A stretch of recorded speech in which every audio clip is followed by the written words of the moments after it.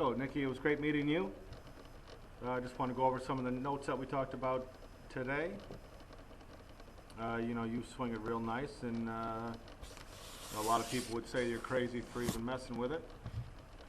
But there's always some things that you can do a little bit better to get you a little bit more power and a little bit more consistency. So again, don't try and reinvent the wheel just prior to what you're doing with the club championship. But when you're out practicing and you want to mess around a bit, these are some recommendations that I would give you. For one, to get our base a little bit wider, a little bit more athletic, because the move that I want you to stop making is we don't want that right leg to straighten up the way that we see it there on the right hand side. How your knees work a bit like scissors, so we see your your right hip cracking through that where your right leg was. So what that does is get your body a little bit out of line, or you're leaning to the left. Now as we come down, very nice arc. As we come back down to it, we see a really, really good impact position where our body's back behind it, but we can actually see your head falling slightly to the right as it comes down. And this is going to be something that's going to be common when we see that, is balls that strike the toe of the golf club. You can really see how that distorts it and how you're going to be losing energy right over here on the right hand side.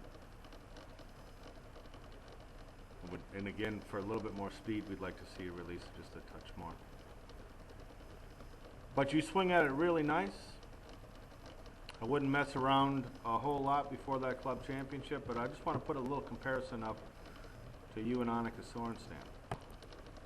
So if we look at, and we just use our right leg as our guide, because here we can see that yours is just about near vertical, and where Annika we see a little bit of kick out.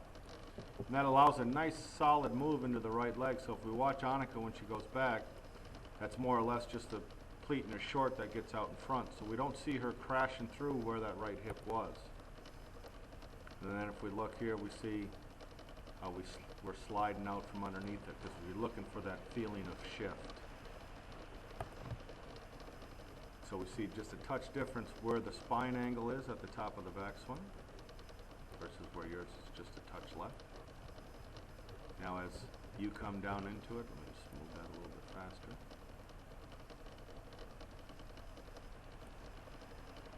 We're going to see pretty close to identical impact positions.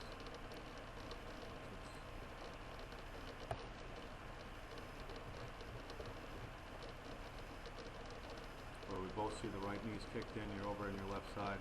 We do see the hand a little bit further forward.